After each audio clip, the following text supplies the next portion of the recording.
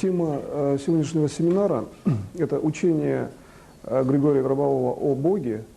И учитывая, что данное учение является структурным разделом учения, то по отношению, например, к учению Григория Гробового «Спасение гармоничного развития» в данном случае управление осуществляется за счет того, что вы знаете действие Бога, знаете его фундаментальный уровень по отношению, например, к сознанию человека, и при этом осуществляется управление более общее, то есть управление нормой фактически, потому что в учении о спасении и гармоничном развитии мы в первую очередь рассматриваем, например, предотвращение возможной глобальной катастрофы именно как акт спасения, и отсюда мы имеем, вообще говоря, технологию управления.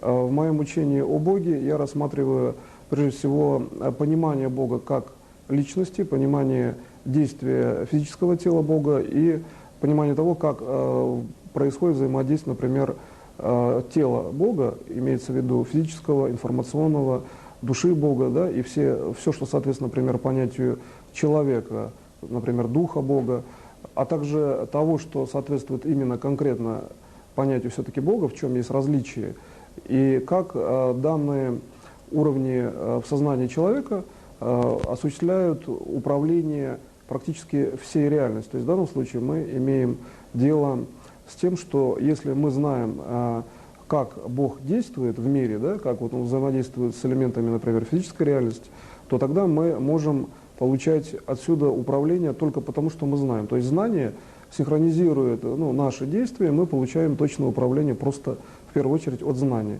Хотя в технологии управления именно через знание о Боге мы можем также использовать конкретные методики, конкретные методы, технологии.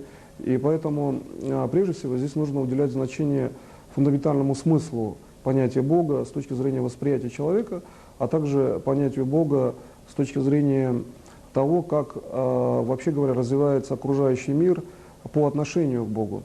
И поэтому я бы сейчас рассмотрел именно процесс действия Бога. То есть, когда мы рассматриваем действие, мы можем выразить именно его явление к нам. И поэтому я в данном случае рассматриваю, прежде всего, это физическое тело Бога, причем единого Бога, который создал все, затем его дух, затем его душу, и затем это проявление в виде, например, того, что Бог создал человека, проявление в виде того, что Бог создал конкретно какие-то носители, да, развития человека, например, там, планету Земля, или при развитии человека в будущем это какие другие носители, другие планеты, да, цивилизации и так далее. То есть речь идет в данном случае о том, что в моем учении о Боге мы прежде всего должны исходить из самоосознания того, как мы лично воспринимаем Бога. Поэтому мы должны видеть Бога именно как личность, личность действующую. И отсюда будет ясно, что если есть, например, какой-то уровень проблем, предположим, какое-то заболевание, то ведь это есть тоже в том числе тот процесс, что Бог, передавая знания, да, по норме, например, жизни, по норме здоровья, Он при этом, видимо, рассчитывал, что человек воспользуется этими знаниями, да, и будет здоров. Если человек не воспользовался, значит, в чем-то причина существует, да, в какой-то области информации. И эта причина, как правило, она, в общем-то, взаимная. То есть Бог распределяет информацию достаточно быстро по всему миру, и получается, что Он все-таки, предоставляя свободу воли человеку, Он не детализирует. И в связи с этим вот это понятие взаимности – это просто действие Бога, рассчитанное на прогресс человека, то есть на развитие человека. И поэтому в данном случае вот физическое тело единого Бога, оно проявлено в том, что человек, рождаясь, например, в детстве, он прежде всего осознает Бога как встречный процесс по отношению к Нему самому. То есть Бог – это есть то, что Ему дает, да? Например, дает мир, открывает мир, да? Бог первым открывает мир. То есть вот кто первым открывает мир? Вопрос очень простой, скажем, для школьного образования, то ясно, что это первым открывает именно Бог. И если в момент открытия Бога человек, как бы воспринимая то, что ему нужно делать, да, когда он ему открывает мир, при этом он, скажем, через какое-то время чего-то там, например, не делает, то возникает некий диссонанс и возникает некие, предположим, патологические состояния с точки зрения не нормы здоровья. Поэтому, получается, первый элемент лечения, как бы, да, фактически лечение с точки зрения знания информации о Боге или действия Бога, заключается в том, чтобы рассмотреть то, как Он открывает вам мир первый раз. А вот когда мы приходим к понятию открытия мира первый раз, то мы прежде всего видим, что Он же ведь создал душу, следовательно, душа, она впервые восприняла мир. И когда мы рассматриваем душу, то есть понятие, которое исходит из того, что, ну, например, там человек, просто аналогия простая, физического тела человека. Когда человек медленно открывает глаза, он постепенно видит, что он воспринимает в мире. А мир также создал Бог. Да? Первое знание воспринимает физическим зрением. Поэтому мы просто аппроксимируем, как переносим такое действие физического тела на понимание Бога. То есть, да, в данном случае, кстати, даю метод того, как понимать действие Бога. То получается, душа, создаваемая Богом, она также начинает воспринимать мир, ну, с какой-то части. Да? И учитывая, что, ну, если человек открывает глаза и сначала видит, ну, сначала самое близкое к нему, то получается, при создании душа видит самое близкое к душе. А Создатель Бог, значит, душа видит Бога. И когда вы начинаете анализировать, а где душа видит Бога, то есть как он тогда выглядит, да, то получается, что первое, что видит душа, это отражение своей собственной, ну, личности, то есть внешности. Потому что душа сначала при организации видит то, каким образом, ну, вообще говоря, расположено ее будущее в понимании Бога. И когда душа таким образом входит как бы в диалект с Богом, то рождается сознание. Сознание именно рожденное Богом и душой. То есть получается, что элемент создания души в данном случае прежде всего подразумевается как элемент взаимного действия изначально. Потому что сознание уже рожденное и Богом, и душой. И получается, что вот этот элемент взаимного действия, это и есть решение вопроса. То есть достаточно войти как бы в эту точку информации, фактически понимания этого процесса, и фактически, ну, как бы переговорить с Богом, но в этой области понимания. Вот в данном случае, в моем учении о Боге, есть понятие понимания, что работая через понимание, мы можем решать вопросы, ну, как бы не абстрагируясь на какие-то конкретные там точки управления, даже на геометрию. То есть понимание — это есть элемент общения с Богом, элемент познания того, что Он там своей волей предопределяет или там указывает, да, например. И в связи с тем, что все-таки я даю прикладное в большей степени в плане вот учения действия, то есть здесь надо подразумевать, что в каждом понимании мы можем, вообще говоря, осуществить с точки зрения, ну, тех же самых задач, да, например, предотвращение возможной там глобальной катастрофы, ну, излечение, да, как управление, решение какой-то ситуации, то здесь ситуация решается уже потому, что вы знаете, каким образом там выглядит ваше будущее. Во многом вы уже знаете, если вы знаете действие Бога. И когда вы это знаете, то вы встречаете знакомую среду. То есть знакомую в плане того, что среда для вас такова, что вы уже решили вопрос, и вы к ней просто идете к решенной системе. Ну, то есть, если, например, ну, есть какая-то цель, да, и эту цель осуществляют, то можно идти и, например, там, не получить какой-то реальности, а можно получить какую-то там вообще другую. То есть реальность, она многовариантна. И учитывая, что это знание находится в душе человека, то ясно, что здесь душа соприкасается с тем, что Бог создает многовариантность. И вот это вот создание многовариантности говорит о том, что если мы поднимаемся к Богу по Его сущности, вот, да, отношение там, лично к вам, то вы имеете уже тот вариант, который в данном случае Он создал как бы индивидуально для вас.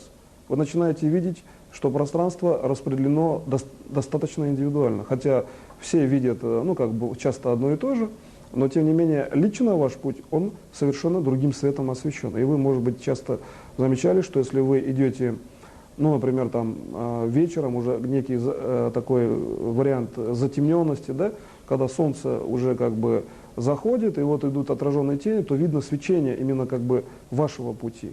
То есть это свечение идет где-то обычно с левой стороны, ну, со стороны сердца, и оно имеет, ну, как бы другую интенсивность, другой это свечение, это элементы создания данного мира. Это то, что Бог дает конкретно вам.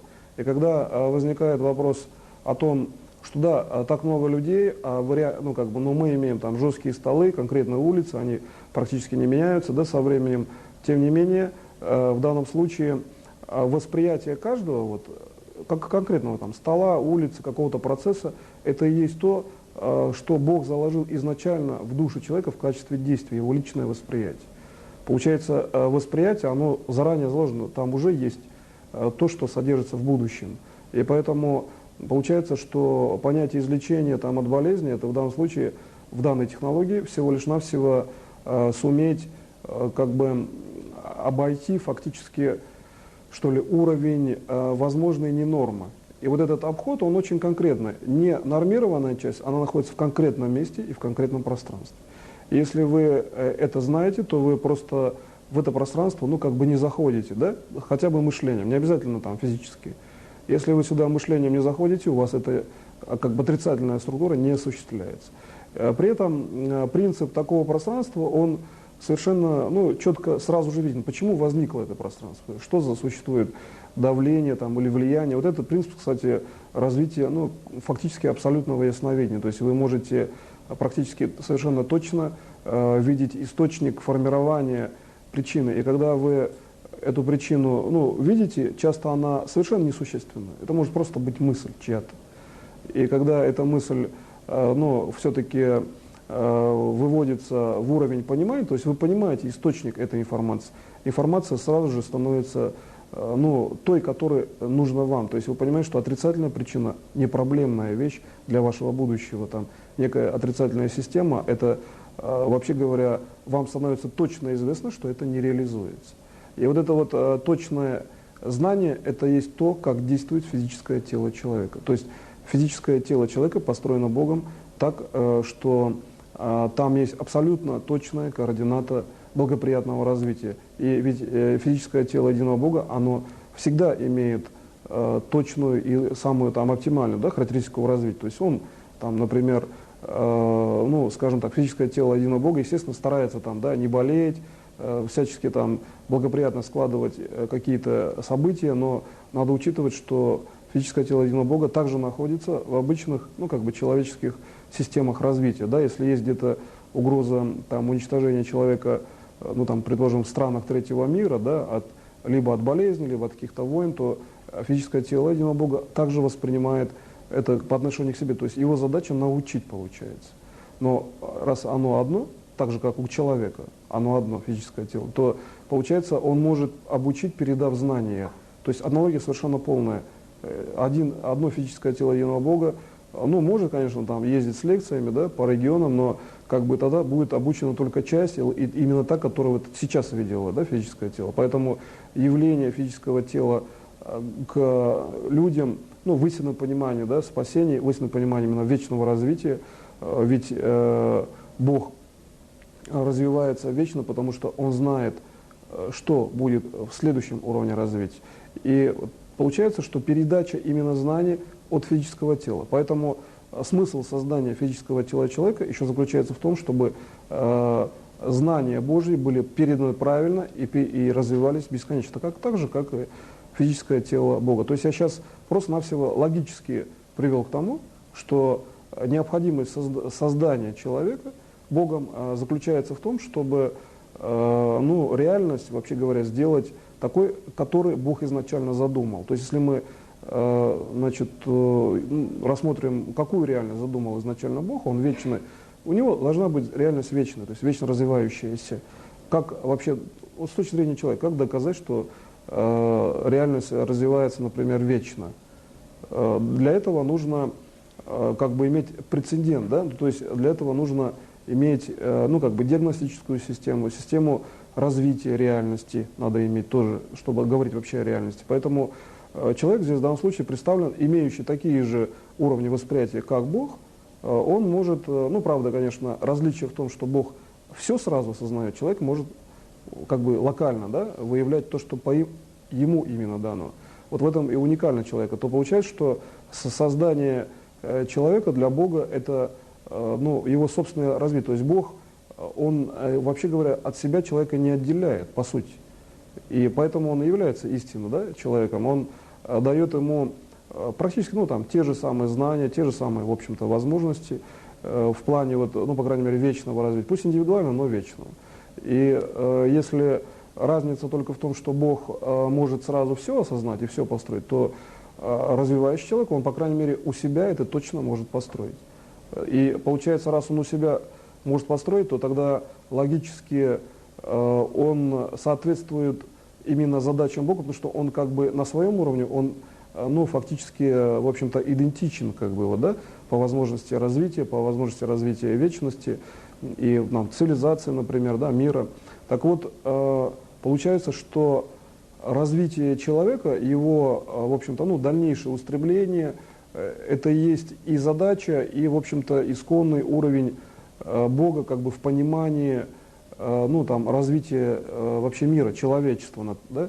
Вот исходя из того, что, ну, там, человек понимает Бога, он считает, что Бог, ну, предположим, вот я какие-то аналогии там, например, привел, где сказано, что можно понимать по аналогии с человеком, да? Человек открывает глаза, и также душа воспринимает первый элемент мира. Это аналогия по отношению к глазам человека. Если аналогию развить, то мы можем, как бы, получать обратное, то есть как из этого процесса восстанавливать, например, зрение. И также, если мы говорим, что человек работает таким инструментом, как понимание, то у Бога, значит, есть соответствующий инструмент, который отождествлен с понятием понимания человека. Так вот, в понимании Бога заложено, что человек – это неотъемлемая часть мира, и поэтому мир так жестко зафиксирован на человеке. Мышление человека очень конкретно меняет, там, например, совершенно отдаленные системы, там, оптические, внутримолекулярные. То есть если человек, ну, думает, предположим, человек перед собой, да, вне физического тела, молекулярные процессы, они нас замедляются, фиксируются. Человек смотрит вне себя, мы видим жесткий уровень реальности. Если человек ну, как бы делает специальное управление и начинает думать внутри физического тела, то таким образом можно внешние физические процессы активировать, то есть, ну, там, предположим, там, растапливать лед, ну, если очень долго думать там, и как-то концентрироваться. То есть влияние внутреннего и внешнего дает понятие того, что Бог, который, например, сосредотачивает мышление внутри физического тела, имеет очень динамичный развивающийся мир. Также, если мы, предположим, ну, там, мыслим в большей степени, как бы, да, внутри себя, мы имеем более вариабельную систему в управлении. Если мы мыслим в пространстве перед собой, мы больше работаем с уже статичной системой. И если эти знания, именно вот с точки зрения знания о Боге, о действии, как бы, получается, физического тела Бога, реализовывать в управлении, то как бы здесь достаточно ясно, как работать тогда с целью управления. Есть цель управления, надо что-то убыстрить, да, значит, надо мыслить внутри физического тела. Если нужно, предположим, как бы сделать, ну, статику некую события, да, то тогда мы должны мыслить вне, то есть в какой-то пространственной среде вне физического тела. То есть аналогия связи с физическим телом Бога дает конкретный инструмент управления. И вот когда мы переходим к понятию управления, с точки зрения человека, управление подразумевает то, что у него есть физическое тело, и он должен выполнить какие-то действия.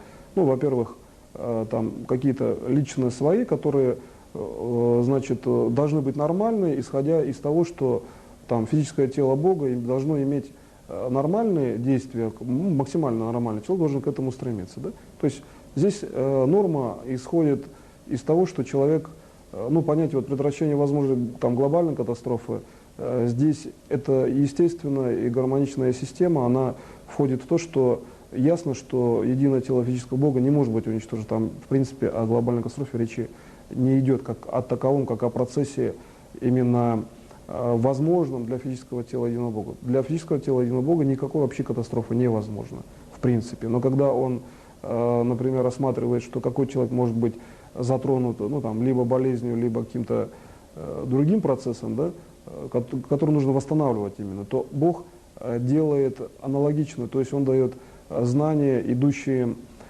от его физического тела, от его духа, да, от его души, и поэтому получается, что мы имеем, в общем-то, понятие, например, Духа Бога, это как понятие передачи знания. То есть если мы, например, ну, хотим передать знания, предположим, практически мгновенно, то мы должны в первую очередь подумать, а вот как одухотворен там объект действия, то есть где есть Дух Бога здесь. То есть причем Дух Бога, он другой, это не Дух человека. И если мы хотим увидеть действие Духа именно Бога, то мы должны увидеть, где есть бесконечность и где элемент, ну, как бы еще фактически не создан реальность. То есть видеть в элементах реальности, там, посмотрев на какой-то элемент реальности, увидеть ту часть, где он еще не создан. Ведь Дух – это есть создатель реальности с точки зрения понимания человека. И когда мы рассматриваем Дух как создатель реальности у Бога, то мы видим, что физическое тело человека одного передает физическому телу человека, ну, вообще любого другого человека, если рассмотреть, то есть некие механизмы передачи информации и знаний просто от физических тел. И когда мы, ну, говорим, да, если физическое тело человека одного находится там в одном помещении или очень далеко от другого, то у Бога и человека существует механизм непрерывной связи, независимо от помещений. И когда мы рассмотрим вопрос, а где у человека это находится, ну, то есть вот эта характеристика, которая есть у Бога и человека, то здесь получается, что эта характеристика есть в ритме сердца. Вот когда есть ритм сердца, человек может его либо, ну, там, не воспринимать конкретно там, его биение, но он понимает, что сердце у него работает, ну, там, например, здоровое сердце считает, что работает бесшумно. Так вот, отсутствие шума – это есть присутствие Бога здесь, рядом, возле сердца. И когда вы смотрите на это ближе, то увидите, что физическое тело Бога практически в определенных местах идентично физическому телу человека в плане абсолютной нормализации, ну, как бы самостановления, что ли, так скажем, тела человека. То есть вот, когда мы рассматриваем ракурс тела с точки зрения самоустановления, мы видим, как устроено, и понимаем, как устроено физическое тело Бога. И когда мы начинаем смотреть дальше, как работает душа Бога, вы обратите внимание, что я, например, говорил о многих понятиях, ну, связанных с Богом сейчас, например, сегодня, но, например, о душе стал говорить только сейчас. Так вот, душа Бога – это в большей степени то, что определяет будущее с точки зрения восприятия человека, поэтому мы говорим об этом позже. И когда мы начинаем понимать, как о Боге говорить, мы можем вступать с ним в диалог, ну, например, мысленный, да, диалог, или в диалог действия. Так вот, диалог действия – это то, что решает, вообще говоря, любые вопросы любого человека. То есть, если вы синхронизируетесь с действием Бога по вашей изначальной задаче, что вам было показано изначально в момент, например, вашего создания, то вы увидите то, что вы выбрали до своего создания. И здесь вот мы приходим именно к принципиальному моменту, что каждая личность, да, каждый человек до своего создания уже понимает и определяет себе лично путь.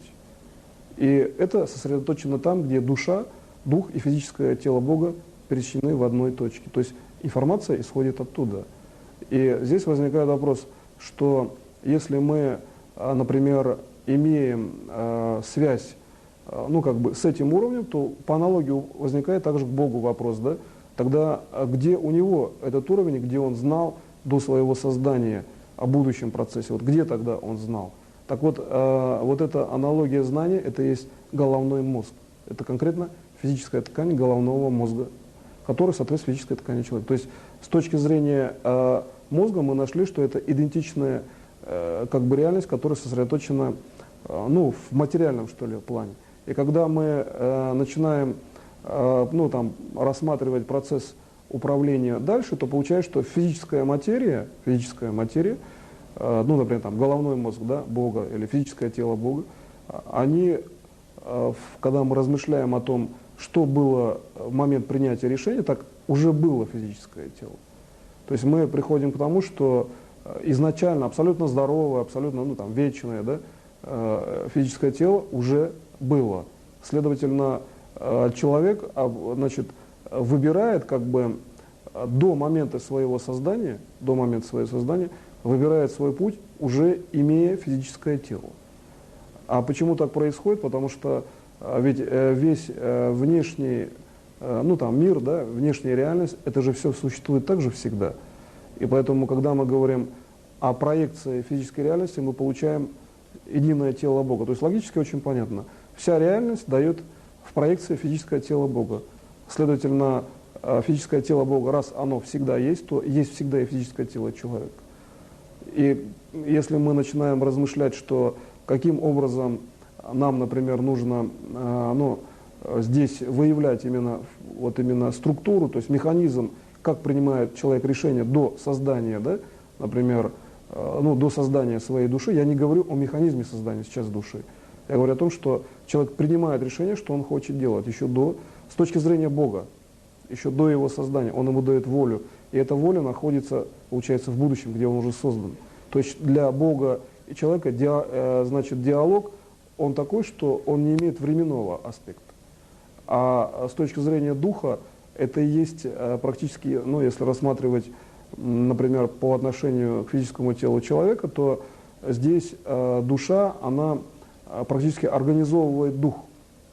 Душа Бога организовывает дух. То есть, получается, если дух рассматривать как некие проявления физической реальности, дух Бога, то организация, то есть структура, внутренняя структура, это есть душа, ее действие души, действие именно души.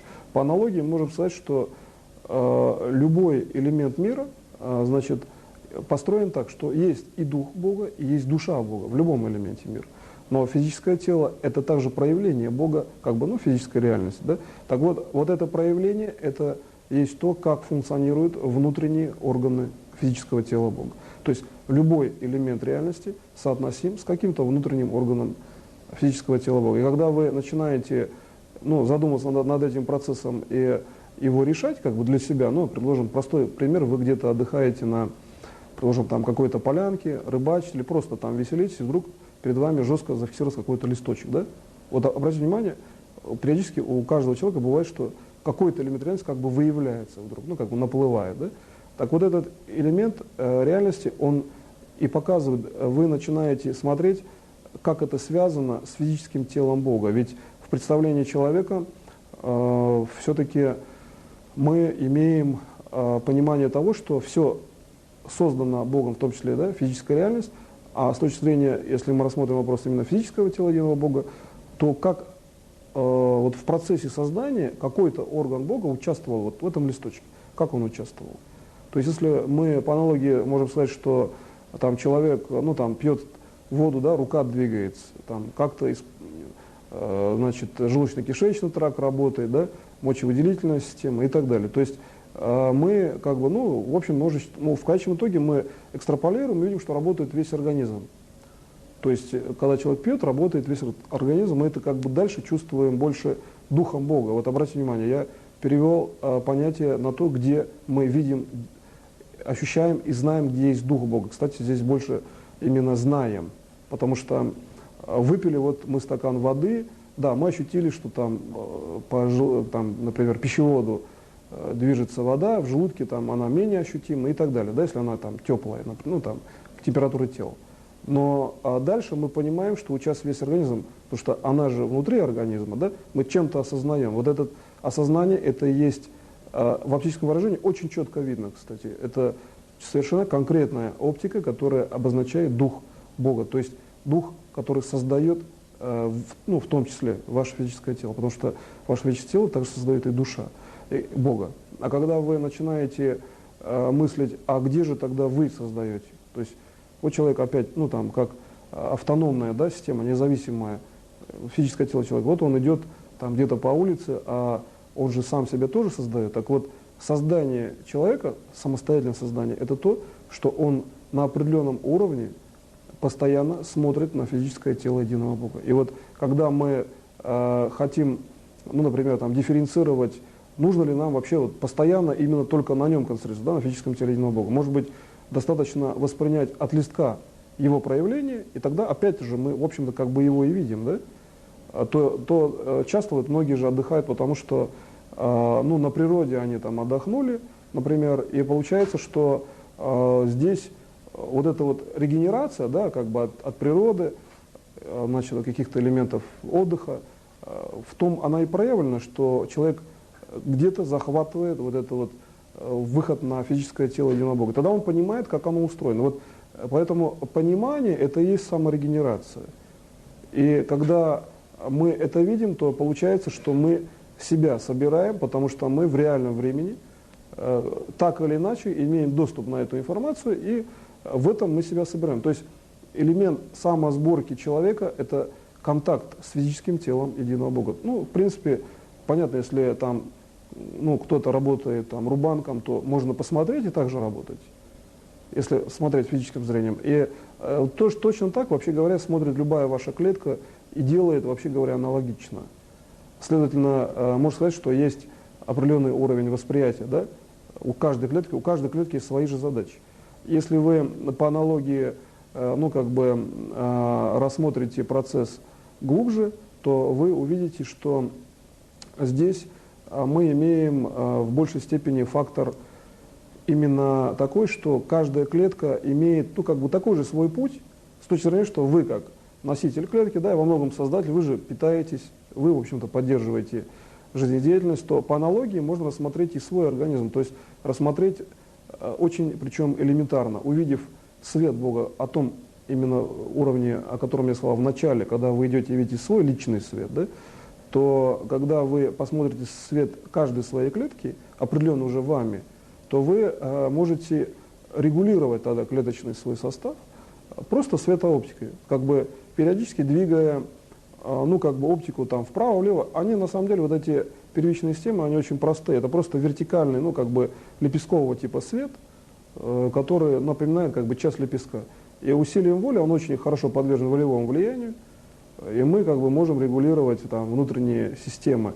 Так вот, по логике, почему так подвержено влиянию, да, внутренняя система? Потому что вы же вольны делать, что хотите. Вы можете выйти, пойти или в одно место, или в другое. Так вот, действие, свобода человека – это то, что Бог регулирует. И причем очень просто. Для Бога несложно регулировать деятельность человека. Обратите внимание, аналогия очень простая. Волевым усилием вы очень просто регулируете свет клеточный, также и Бог очень просто регулирует действие любого человека, не потому что он, его что-то заставляет, потому что есть общая цель, есть цель, ради чего. Вот каждая клетка или орган, он ради чего-то есть в человеке, этот уровень, да, ради чего-то в человеке. Также ради чего-то действие конкретного человека. То есть человек, в принципе, хотя регулирует Бог, но он волен в каждом элементе все равно принимать решение сам. И если мы регулируем, например, свои клетки как клетки действия, то есть, в принципе, клетки все равно, они в большей степени работают на уровне внутренних, да, процессов, взаимно коррелируясь, или они организуют какой-то орган и так далее, то мы можем здесь по отношению к понятию органов, да, рассматривать действие общества. Если это Бог рассматривает со своей позиции, то здесь действие общества, действие каких-то процессов внешних, географических даже, каких-то ситуационных, да, понятие погоды и так далее. Так вот, если вы хотите регулировать погоду, то посмотрите, какой элемент в общей системе вы и Бог составляет погода в данном случае. Не с точки зрения того, что там дует ветер, например, или дождь идет, а просто погода как таковой, как объем информации. Взять в математике, да, если разложить по трем каким-то объемам, секторам, есть единый Бог, есть Его, и есть какая-то внешняя ситуация, которая называется погода. Вот что это такое? Вообще, почему эта ситуация выглядит в таком виде по отношению к двум элементам реальности, вы и Бог? В том, что Бог определил, да, для вас для бесконечного, причем проживания какое-то место, и почему в этом месте бесконечный уровень развития имеет, предложим, какие-то элементы, что лавина может сойти с гор, да, влиять на возможность бесконечного развития. Если лавина закрывает человека, то у него могут быть проблемные какие-то дальнейшие выходы, да, с этой лавины. То есть почему так происходит? Почему изначально бесконечный для жизни человек попадает в условия каких-то, например, возможно, катастрофических явлений, да? И вот когда вы начинаете думать таким образом, то вы понимаете, что здесь достаточно посмотреть на Бога в плане Его организации здесь. Ведь это очень просто. Если вы видите, как Он здесь организован, вы видите сразу путь и вечное развитие. Он же организован вечно. То есть получается, чтобы предотвратить там сход лавин или какую-то катастрофу, или вообще просто нормально жить, достаточно в этой точке рассмотреть уровень организации Бога, как он вообще здесь проявлен, да, например. Конечно, проявление можно там, да, бесконечное время изучать, но вы как действующий уровень реальности, вы личность, которая решает, вообще говоря, все вопросы, причем исключительно созидательно, вы можете рассмотреть вопрос, прежде всего, ну, такого типа. Если у вас есть такой элемент, как погода, то самый простой вариант его использовать для того, чтобы рассмотреть действие, проявление и фундаментальный смысл вот Бога именно в этом месте. Да? Так вот, когда вы смотрите так, то самый простой элемент, ну пусть это будет, там, предположим, некий ветер, да? Рассмотреть устройство, там, ну понятно, что есть некая молекула, да, с точки зрения физики, так, приобретенных знаний. Но если мы абстрагируемся от приобретенных знаний, то ветер это просто то, что дует на физическое тело. Просто он ощущается в виде, ну, конкретно того, что люди воспринимают как дуновение ветра. То получается, Бог, да, послал ветер. Бог послал ветер. Откуда он его послал? То есть если мы, например, абстрагируемся опять от понятия физических знаний, то мы увидим, что эти физические знания должны были быть созданы, чтобы понять структуру ветра. То есть человек старается понять все равно каким-то своим путем. Он исследует под микроскопом, там, например, да, тот же воздух, например, там, и так далее. Старается понять структуру организации там, ветра, например. Да? Но когда человек понимает, он видит внешнюю реальность, правильно, там горы, да, там роза ветров, предположим. Если, или там вентилятор, то человек как бы видит какую-то внешнюю систему, а Бог, он дает изначально, то есть, ну, Бог послал ветер. И вот когда мы начинаем задумываться, откуда он послал, то ведь существует принцип идентичности, и, ну, там, физическое тело человека соответствует и во многом идентично физическому телу единого Бога. То получается, что там, где оно, например, абсолютно идентично, то и так как Бог послал, а человек там сделал вентилятор или изучил процесс, то значит он послал из человека. Получается, что послано из человека, который здесь находится, и послано вообще-то для него конкретно. И получается, что когда вы начинаете таким образом анализировать систему, да, реальности, то получается, что вы имеете в физическом теле единого Бога, ну, практически своеобразный маяк, который не обязательно видеть именно вот конкретно там, настраиваться на физическое тело единого Бога и все время там заниматься поиском, потому что тоже занимает время какое-то. А достаточно в этом случае, ну, там, если в будущем есть возможность, да, обратиться и выйти информационно на физическое тело единого Бога, или там реально, да, физически, то это хорошо. Но если вы хотите действовать практически мгновенно, то вы должны видеть, что в каждом явлении оно проявлено же. От физического тела есть реальность, а получается, что и от вашего, да, тела физического, то получается, что любой элемент реальности это есть то, как вы практически воспринимаете, значит, его действие, одновременно проявляясь самостоятельно здесь. Тогда возникает вопрос задуматься, а зачем вам здесь вообще вот этот ветер, да? Ну, лавина явно не нужна, это явно. То есть ни один человек, в принципе, реально, по сути, от Бога не заинтересован в том, чтобы там его накрыла лавина или он попал в какую-то катастрофу. И вот когда вы начинаете анализировать, ну, как бы, структуры сознания, которые к этому там приводят, то получается, что есть причины, которые, значит, ну, так или иначе, в свое время вы, может быть, там не обратили внимания на какую-то систему, или посчитали, что это, ну, там, не для образования, да? Так вот, универсальной причиной, которая там покрывает любую систему и дает тотальное образование и позволяет не смешивать свои мысли, там, ну, предположим, они некорректные, да, с мыслями, например, там, физического тела единого Бога. Универсальная система – это есть образование для других. То есть как только вы даете свет знаний о Боге, ну, о спасении, о том, как вообще жить и не, ну, там, вечно, да, не быть уничтоженным, или хотя бы просто нормально. Вот понятие «не быть уничтоженным» уже приводит к тому, что может тогда не быть воин. Вот если человек понимает, например, Бога именно так, то его же нельзя уничтожить. Тогда в войне и нет причины организоваться. Тогда человек там не будет, предположим, там он осужден или куда-то в замкнутую систему, ну, там, с ограничением, да, свободы выведен, если он понимает, например, что Бог абсолютно свободен и проявлен как абсолютно свободная личность, да, получается, что, ну, фактически он тогда не совершает каких-то проблемных, да, или просто-навсего никакая законодательная система к нему не имеет претензий, потому что он понимает, как, вообще говоря, физическое тело единого Бога, почему оно свободно. И когда мы уже приходим к этим элементам понимания, то опять, возвращаясь к погоде, да, к этому дуновению ветерка, мы видим, что есть наше действие, наше давление, и есть его. И вот пересечение этого, это и есть ветер.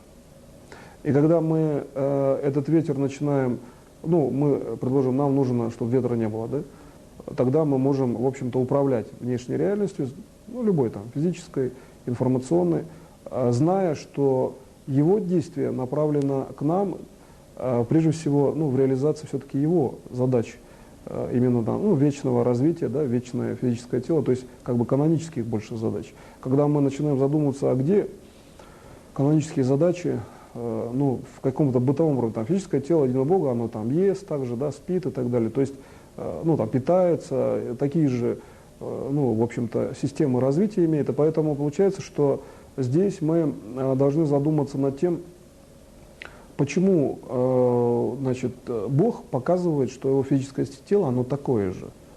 Почему? То есть, если его действие, ну, можно, в конце концов, там, взять знания, да, у человека, ну, взять, там, преподаватель взял и научил какому-то учебнику, сами просто прочитали, да, но его же какой-то автор написал, какой-то человек, да, то вот знания, которые дает физическое тело единого Бога, это те знания, которые направлены прежде всего на то, что вы видите именно истинную ситуацию, то есть истинную суть с точки зрения уже макроразвития в любом элементе мира, который вы воспринимаете. Пусть это будет книга, там, дерево, дорога, да, и так далее. И здесь вы выходите на уровень, где вы видите, что дорога, например, да, там какие-то пути развития, здания и так далее, они, ну, практически в восприятии получается, что они как бы на духовном уровне, да, вы видите, как ваш дух создает их также, причем прям реально это видно, то есть оптика вашего духа становится настолько высокой и настолько яркой, что вы видите, как, что здания, они, ну, как бы висят в пространстве духа, что они не просто как бы куда-то зафиксированы, там сила тяжесть на них действует, а вы видите истинную причину построения, почему они так, ну, это, в общем-то, кстати, механизм может позволять облегчать там или вообще там действовать на грузы, то есть их существенно облегчать, такой механизм понимания. То есть вы духом светите на большое какое-то здание и видите, как оно вообще в мире, вот в этом месте, как оно как бы строится постоянно. То есть вы видите, что любой элемент реальности, он все время воссоздается. И вы приходите к тому, что душа Бога постоянно воссоздает его физическое тело, логически, от своего духовного действия. И когда вы начинаете это понимать, то вы видите, что, а какие тогда у вас проблемы? Ваша душа всегда может воссоздавать ваше физическое тело. Да? Просто-навсего надо найти аналогию, как вообще эти знания на себя применить. И если вы обращаете внимание тогда, что вся Вселенная, да, вся галактика, ну или там звездное пространство, которое, все, что вас окружает, это всего лишь навсего ваш внутренний мир, то есть я сейчас показываю путь перехода во внутренний мир, вы это видите, что это просто ваш внутренний мир, то вы тогда понимаете, что, ну, там, другая какая-то звезда, она вообще здесь, то есть она достижима внутри вашего тела. И видите, как сворачивается все внешнее пространство и реализуется ваше тело. Вы видите себя, потому что мир такой. И когда вы начинаете двигаться, то есть совершать первое движение, почва перед вами как бы вырастает. То есть каждый следующий шаг – это следующий элемент реальности. Когда вы приходите на такое понимание мира, вы понимаете, почему Бог может жить везде. То есть ему без разницы, есть там кислород или нет. Ну, то есть он всегда попадает в среду, где всегда есть обеспеченные системы. Всегда есть кислород, всегда есть там земля, да, всегда есть ну, продукты питания. Есть же достаточно простая поговорка, там, что будет день, да, и будет пища. Да, то есть, а чтобы вот был день, что нужно сделать? Вот, а для Бога-то он есть день, все равно он там есть. И вот когда мы смотрим на Бога, мы понимаем, что будет день. Значит, естественно, будет пища. Поэтому ну, получается, в данном контексте мы имеем развитие такое, что пищу мы создаем сами. Как же иначе мы можем быть уверены, да, что она есть в будущем? И когда мы приходим к этому, то мы видим, что организм, он настолько реагентно, уже логически приходим, система вообще в мире, что он может создавать вообще любую реальность как бы под себя. И вот здесь есть очень глубокое пересечение с тем, что я сказал, что есть путь, данный Богом, а есть, вот сейчас я показал, что есть путь, который человек делает сам. Он его избирает и делает. Так вот, элемент полной свободы, то есть абсолютная подвижность системы, ну там человек как система, да, например, в реальности это совпадение пути Бога и пути человека. То есть когда человек от себя делает правильно, и путь, который ему дает Бог, он совпадает. Тогда человек имеет неограниченную совершенно свободу, то есть он, ну, там, может мгновенно регенерироваться, да, от этого излечивается там, просто мощнейшие там, какие-то, исчезают проблемы, там, ну, которые он видит как мощнейшие, да, они потом для него перестают существовать. Раз и нет проблем, он в норме. Переход совершенно часто может быть незаметен. То человек думает, что так и должно быть. И вот это вот понятие «так и должно быть», что вот, ну, там могла быть проблема, да, ее и нет. И если вот это вот «так и должно быть», это то, что он передает всем. Понимаете, вот это понимание реальности, ну как бы бытовое несколько, да, это на самом деле мгновенная передача знаний всем. То есть человек при этом практически мгновенно передает знания всем. То есть Бог заложил, ну как бы в обыденном понимании реальности практически мгновенную передачу знаний. И, следовательно, любое бытовое действие – это есть достаточно серьезная система, ну, очень интенсивная система взаимопередачи знаний. Почему, ну, там, люди стараются там, пользоваться примерно одинаковыми какими-то системами бытовых планов, потому что общий бытовой план дает, ну, как бы линию, ну, такой информационной напряженности. Если там одинаковые умывальники, вот они открываются, есть горячая, там, да, холодная вода. Ну, может быть, там в Великобритании там часто отдельно холодная, отдельно горячая, да? А если смеситель, то коллективное сознание передает максимально развитые знания по, например, пониманию Бога, именно пониманию через этот же смеситель любому другому человеку, потому что они работают в универсальной системе. Ну, то есть подобной системе, да, там, одинаковые столы. Взгляд на стол дает понимание, что Бог сейчас дает максимально человеку. То есть любой элемент мира дает путь, реальный и правильный путь. И поэтому человек, в принципе, он не может заблудиться реально, вообще никак. Логически он в любом месте всегда, если он там просто вот, ну, имеет физическое тело, или он там даже закрыл глаза и не смотрит на физическое тело, он всегда имеет путь, потому что любой элемент реальности, который он воспринимает, любой элемент восприятия, это то, что Бог дает в виде правильного пути. Другой вопрос, как к этому подойти. Да? И может быть стакан воды стоит с одного края стола, может с другого. Подойти можно разными путями. Вот путь, который выбирает сам человек.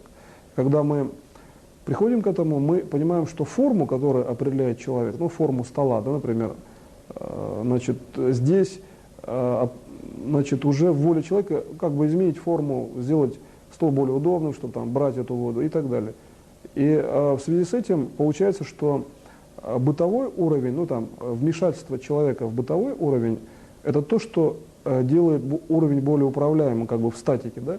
Ну, я сказал, что мышление вне себя, то есть вне физического тела, просто проецируется, активируется мышление, и оптика засвечивается мышление как бы специально вне физического тела. Это есть более статичный мир, управление более статичными процессами. И получается, что здесь мы имеем вот этот фактор как фактор того, что мы как бы экономим на одинаковости вещей. Ну почему там, предложим, столы, да, они в основном плоские. Но можно было сделать плоский участок, а все время их разукрашивать какими-то там горками, теоретически. Нет же ограничений для полета фантазии. Но в целом столы плоские. А вот это понятие экономии, это говорит о том, что мы, делая какие-то вещи универсальными, стараемся больше прислушиваться к тому, что показывает Бог. И поэтому мы в каждой вещи можем найти из признаков универсальности, доступности для других людей, что Бог показывает здесь всем сразу. То есть, ну, предложим, там, видеокамеры разные по там, характеристикам, но, в принципе, они предназначены для того, чтобы там записывать изображение и звук. Да? Все знают, что это делают видеокамеры, там, телевизор показывает изображение. Обобщенное знание дает как раз-таки контакт с Богом через его проявление в обобщенной реальности. там есть понятие там, государств, какие-то социальные системы.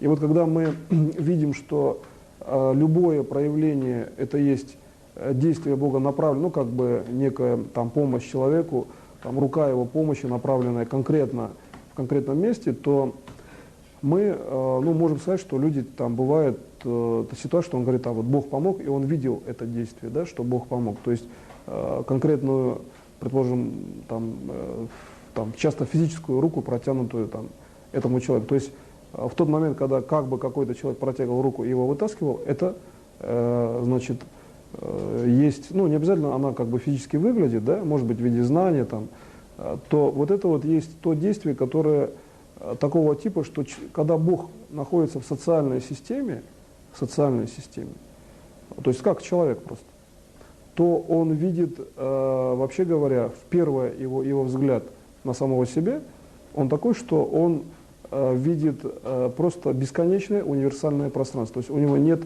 как бы порядка вещей. И когда он воспринимает это как человек, он начинает вводить порядок, исходя из собственных координат своего физического тела. Получается, что человек может действовать аналогично, он может вводить порядок в каких-то точках своего развития. То есть для Бога, ну, когда Бог одновременно с человеком, это может быть так, и также могут быть единичные точки. То есть Бог, который в виде человека воспринял мир, он начинает его как бы как личность начинает расставлять, где что находится. Когда он начинает расставлять, ну, как бы в своем сознании, да, то он находит путь и движется там в определенном направлении. Так вот, для Бога просто расстановка и реальность это одно и то же. Для человека путь это то, что он выбирает как бы в статичной реальности. Так вот, получается, что статичная реальность, ну там дороги, да, машины, какие-то адреса и так далее, это то, что создано людьми для того, чтобы реализовывать, ну, во-первых, волю Бога по интенсивному там, да, бесконечному развитию, а во-вторых, чтобы человек участвовал в коллективном управлении, то есть в коллективном уровне познания фактически Бога, его развития. И получается, что вот мы имеем именно такую цивилизацию, там, именно такие дома, там, да, какие-то номера, какие-то дороги, потому что мы сообща участвуем например, в развитии. Ну, то есть, ведь можно так логически как бы абстрагироваться и посчитать, что человек мог бы там, ну, в общем-то, и в степи, да, есть степные там, да, в свое время были народы.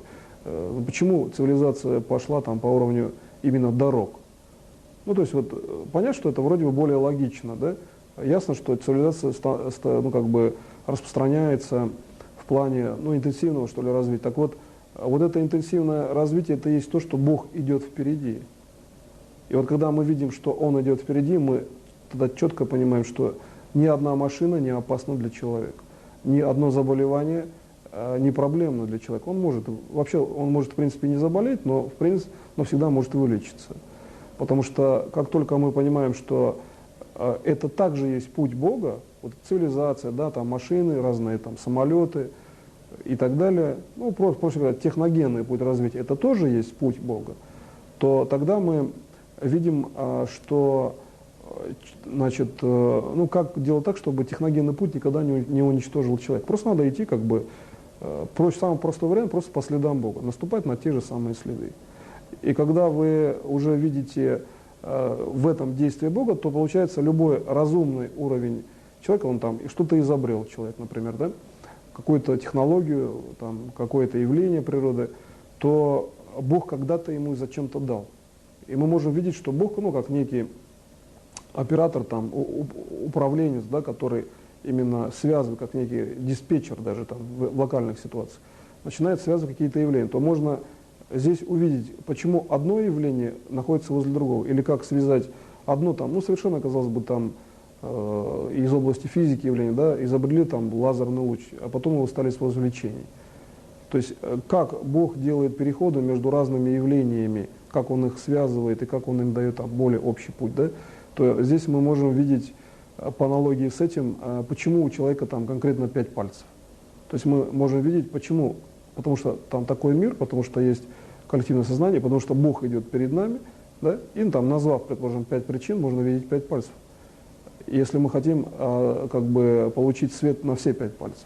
Так вот, когда мы рассматриваем например, что идущий, и который уже в определенной степени, да, познал мир или знает его полностью, он, ну, как бы светится над головой, существует ореол, да, замкнутая система, то замкнутость дальше переходит в форму человека. И форма имеет, например, все-таки 5 пальцев. Да? То есть развитие мира во внешнюю систему дает дискретность. То есть мы видим оптический, ну, там, ореол, который создает, предположим, ну, округлый форм голову, да? Дальше идет разветвление во внешний мир, то есть центр сферы разветвляется во внешний мир. И когда мы видим действия по отношению к внешнему миру, то понятно, что проще, ну, работать рукой. Это более контактная система. Так, когда мы смотрим по аналогии с физическим телом единого Бога, то мы видим, что у единого Бога, следовательно, тоже должен быть какой-то уровень, как бы, обобществления, ну, контактности, да, с внешней реальностью. Когда мы переводим эту контактность к физическому телу человека, то мы видим, что контактность в данном случае выявлена продуктами деятельности физического тела человека. Ну, человек ест, да, и он выделяет.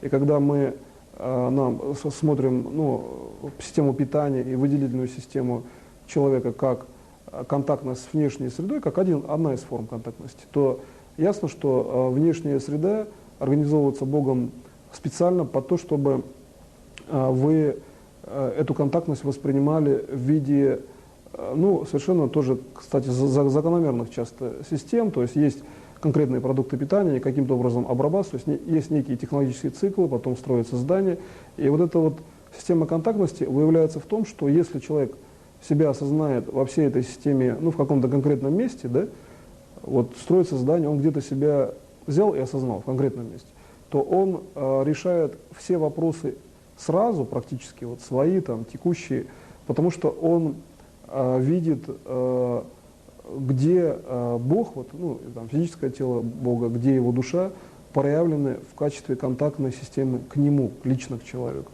Но это напоминает разговор двух личностей. Когда вы задумываетесь глубоко о какой-то личности, вы видите, что, ну, как бы идет назревание ситуации, потом как такой глубокий проникновенный уровень и восприятия, и потом вы начинаете как-то реагировать, ну, нормализировать как бы обстановку. В большей степени люди это с этим сталкиваются, когда нужно что-то нормализировать, да?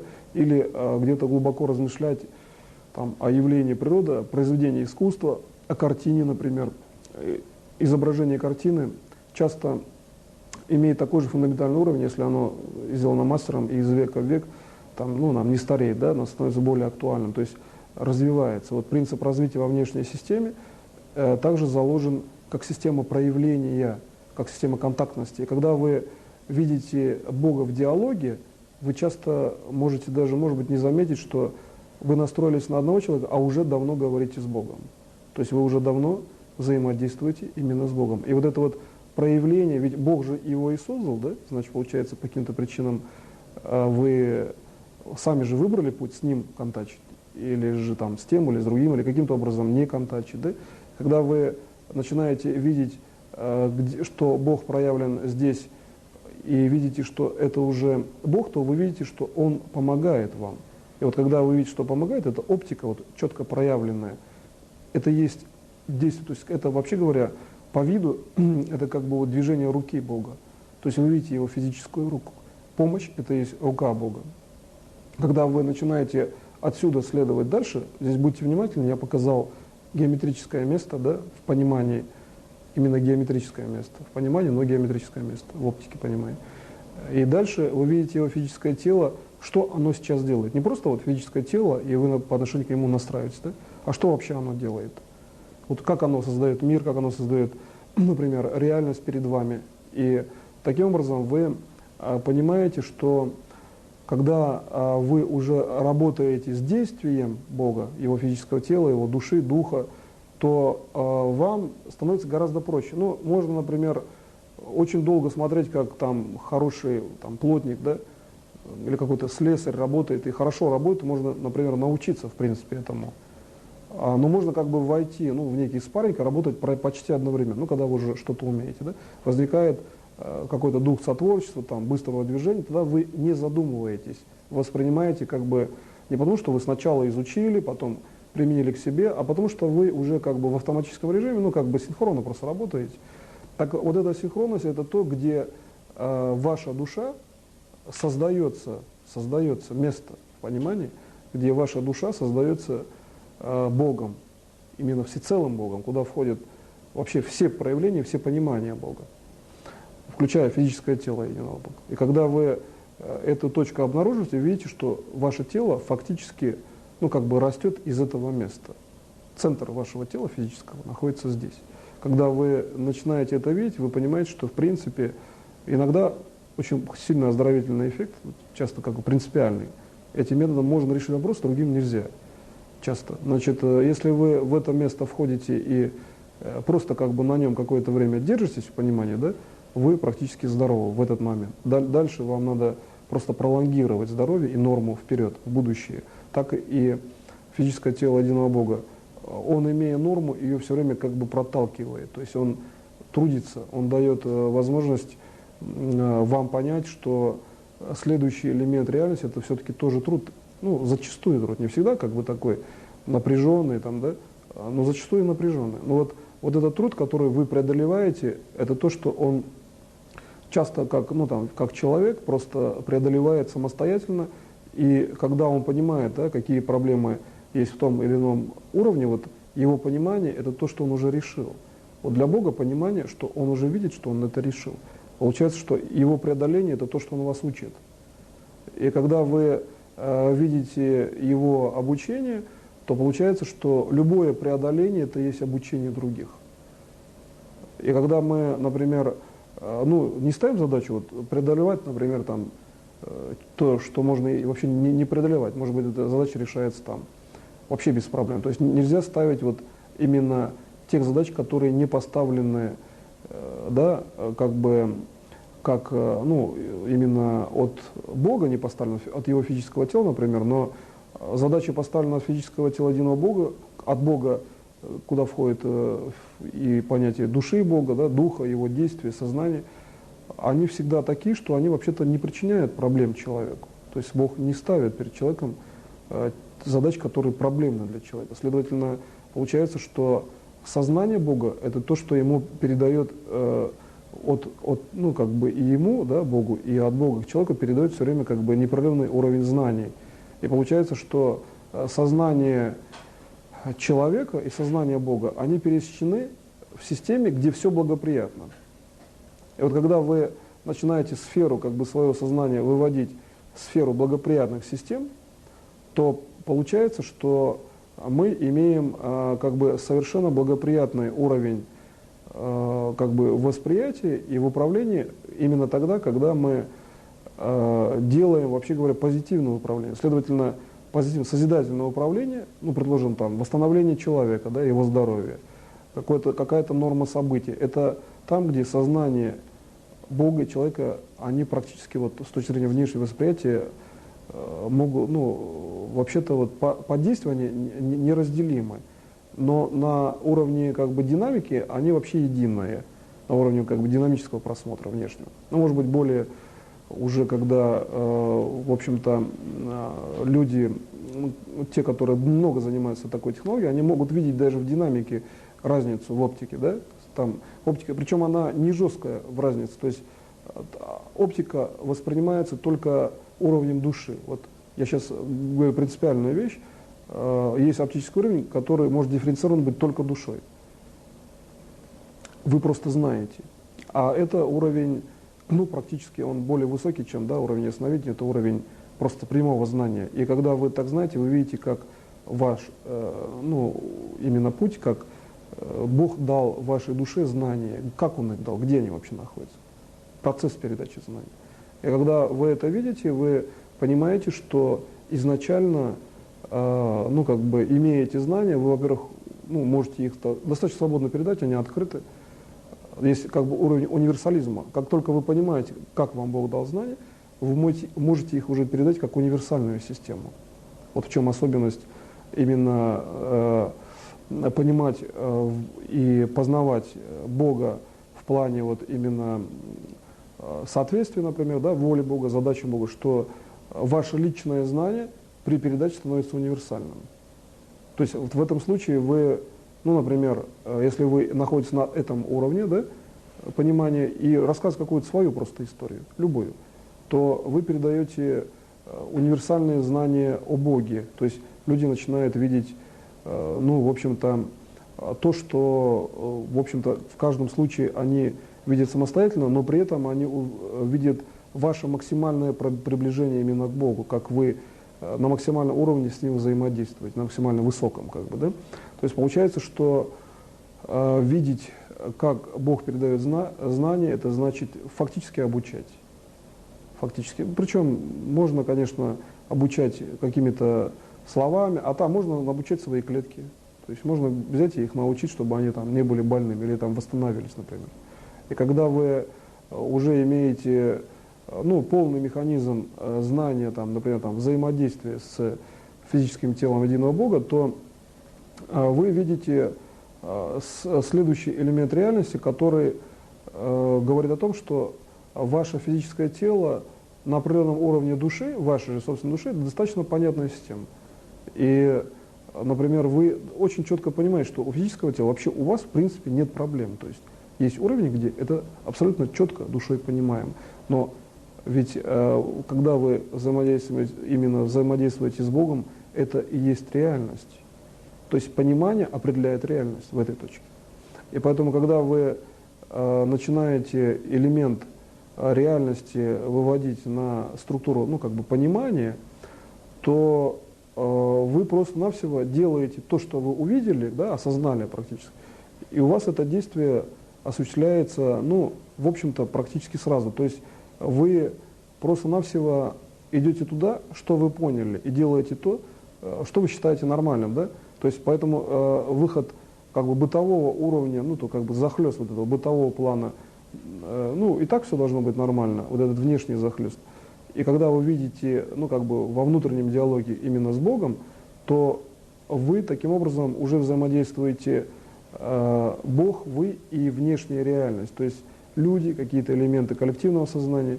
Когда вы уже здесь взаимодействуете, вы четко можете видеть оптический уровень разделения внешней реальности и вашей личной реальности, где вы это сделали, потому что вы знаете Бога, знаете, как Он действует.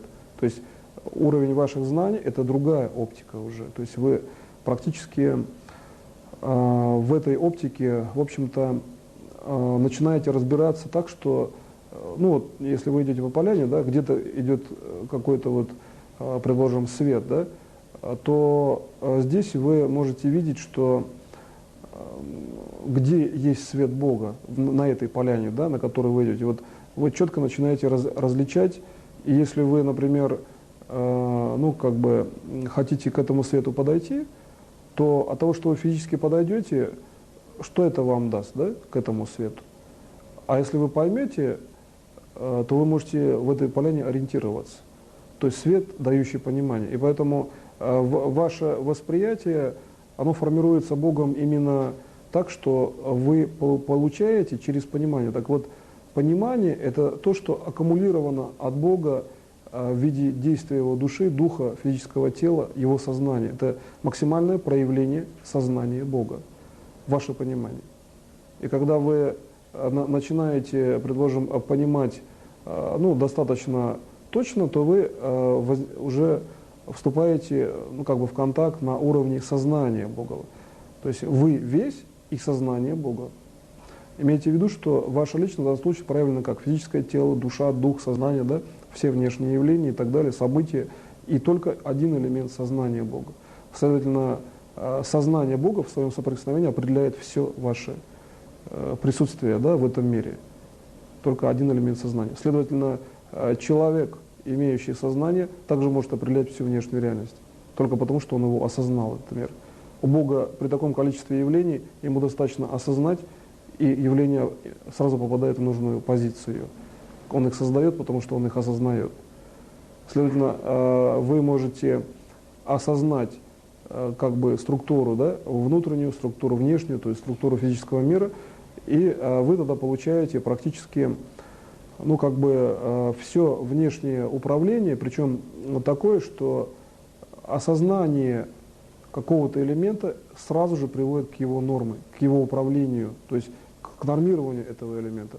Осознание именно такое, как вот сейчас я сказал, где сознание Бога — это все ваше проявление, один элемент сознания. Как бы сознание его просто прикасается к вам, да? Исходя из этого, ну, можно выработать достаточно серьезную методологию, то есть очень много методов работы, там, принципов, практики конкретно. Ну, например, очень простой элемент. Если его сознание, да, соприкасается с вашим уровнем, и вся ваша реальность — это проявление, точное проявление сознания Бога, то с точки зрения методов очень просто. Метод, как бы берете просто в сферу, да, все свои события и находите точку соприкосновения с сознанием Бога, и все ваши события нормируются. Очень просто на логике мышления. Это первый метод, да, как бы сразу они начинаются, кучей просто. Второй метод: берете сферу цели, сферу стартовую, да, и так как точка одна должна быть соприкосновение, просто через общую точку, ну, как бы маленький шарик, да, сознания Бога, взяли их и замкнули, все, ничего искать не надо, цель реализовалась и так далее. С точки зрения принципов, сразу технология принципов начинает очень большое количество появляться. То есть принцип, значит, сознание Бога — это все проявлено, даже в том случае, если оно проявлено в одной точке. Да? Логично, логично. Ну, это принцип. Второй принцип, что сознание Бога находится также внутри системы, хотя точка соприкосновения извне. Тоже понятно. Третий принцип, что сознание Бога, ну, как бы, получается, олицетворено вашим сознанием. Вы также являетесь в восприятии Богом, ну, собой, во-первых, да, следовательно, олицетворение вот сознания, то есть проявление в вашей реальности — это вы лично. Ну и так далее. Из этого принципа следует очень сильная система восстановления вашего организма. Например, с точки зрения методологии как таковых, да, здесь возникает, ну, например, там, фундаментальный закон. Он в следующем, что Бог, Он есть все проявленная реальность, но реализованная именно в вашем восприятии. И в том числе так, что ваше физическое тело как бы знает Его всегда. То есть именно физическое тело. А душа, безусловно, знает, и даже знает изначально. Ну, то есть можно строить достаточно фундаментальные уровни с учетом того, что до организации человек уже знает, и что он как бы сам выбирает себе, да, до своей организации. Это, в общем-то, фундаментальный закон, значит, развития человека с точки зрения знания о Боге.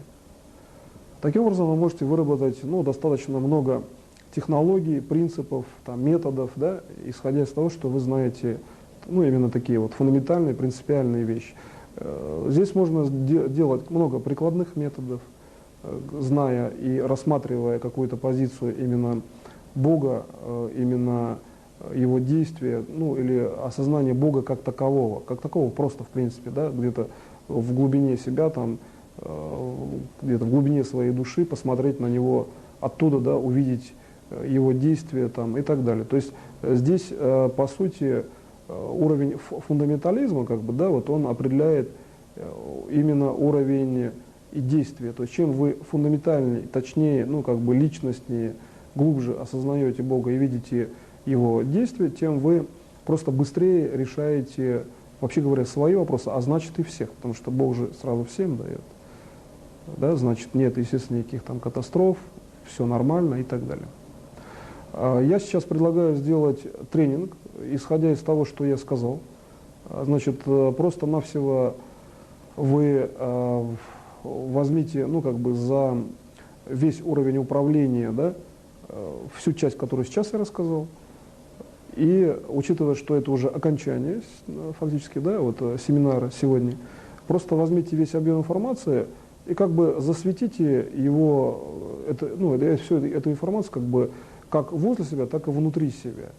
То есть решите сразу два вопроса, да, одним здесь, то есть, ну, комплексно решите. И просто это будет уже как тренинг и заключительная часть семинара. Так что вот сейчас поработаете, а я с вами поработаю. То есть весь объем информации, который вы сейчас услышали сегодня, берете, засвечиваете, ну, там, конусообразно возле себя, да, например, и внутри себя, и все. То есть вы переводите, например, его в конус. этот объем информации, начинаете светить одновременно внутри себя и если во внешней части это конус, внутри это просто ваше свечение внутри организма. Так что вы поработаете, а я поработаю вместе с вами.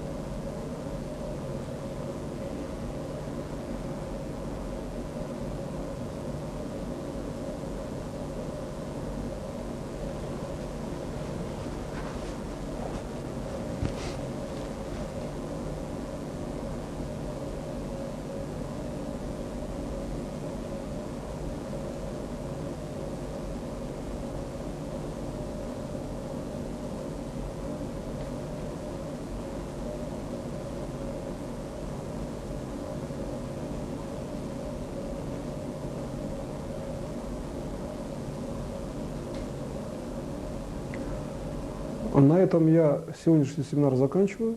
Спасибо большое за внимание. Главное, больше все-таки практики. Да? Вот сегодняшний семинар, я затрагивал достаточно фундаментальную основу, но желательно очень много практиковать именно с точки зрения реализации фундаментальных уровней управления.